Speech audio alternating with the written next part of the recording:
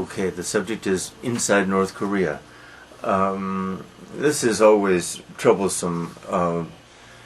To be fair-minded, really, one has to bear in mind the word propaganda. And objectivity is impossible in any situation. Still, there can be no doubt that large numbers of people in the North are starving or certainly suffer malnutrition. Children, the elderly, of course. Now, the parts that I wonder about, there's one paragraph here. One point is that larger and larger numbers of North Koreans are trying to escape. If we had figures about the ones who didn't make it, who were killed at the border or arrested and thrown into those terrible death camps in the northeast that I've read about and most people have read about. I mean, that's the story that is the most horrific. As many as 200,000 people in those camps. The beatings, the sadism, death expected, the cold, the overworked, the starvation. It rivals, more than rivals. In fact, it makes Auschwitz and those places look pretty good. The worst we can remember. Worse than Stalin's, too, apparently, if that's true. But sometimes they might carry things too far. After all, the number that have escaped have increased from 90 to about 300. 300 is an impressive number, but it's not a huge number. It is likely, and this article implies it's likely that the only reason they succeed in escaping is that they pay off the border guards.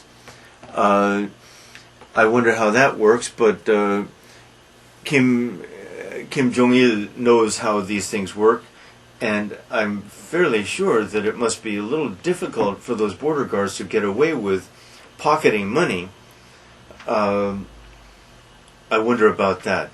And then, the borders are watched very closely, but we're also told that in 2000, more than 5,000 North Korean women were sold as wives or prostitutes in China.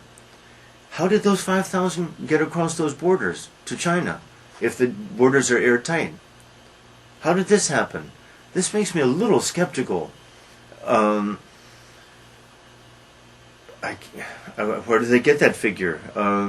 How did those 5,000 leave the country freely? Did they just walk across the border? Did they get passports? Or maybe did the government get some of the money for the payoff, for the sale of these women? All these things are possible, I guess. Cannibalism, I hadn't heard of that, though of course it must be happening. The most horrific features of this whole story then are not particularly exploited, not emphasized. Cannibalism and those death camps, which are not even mentioned in this story. Now, the final page of this packet deals with reunification and the problems that would await a reunified China if it were to happen. It seems so inconceivable for overwhelming reasons. The biggest reason being the regime in the North, which would stand to lose all of its power, because of course the South would never agree to this, one assumes, unless the whole country were a democracy.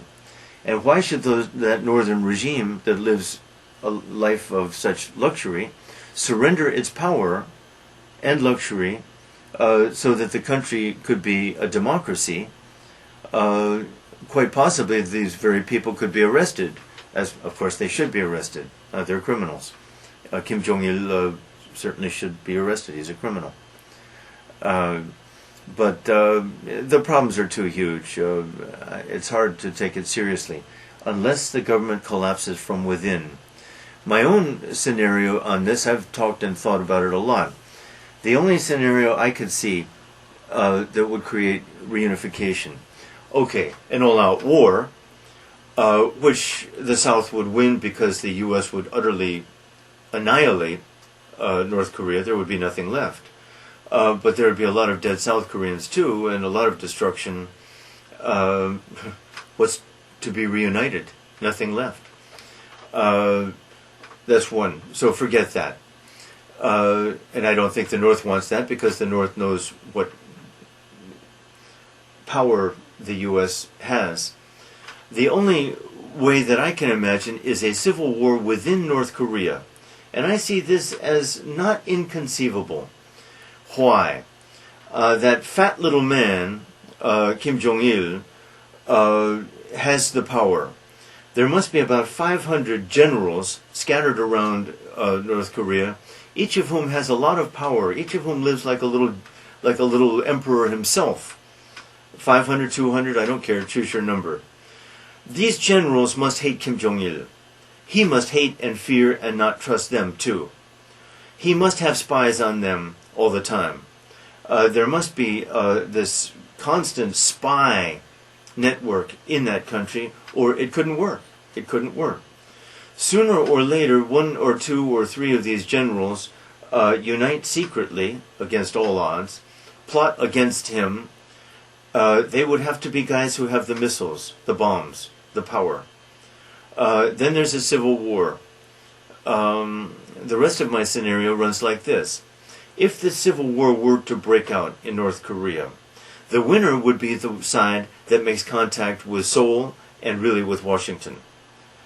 That's the winner, because we would then say, okay, we'll help you, but at the end, maybe you can be the first president, but it's going to be a democracy under our watch, and it's going to be a reunited country democracy. The military is going to have to be subordinate to the South Korean military. That's going to have to be absolutely clear, and all this must happen. So then the U.S. gets in. Fortunately, with luck, there will be no lost South Korean lives. And the end of the story is that there are a lot of dead North Koreans, but the regime is dead, is finished, and democracy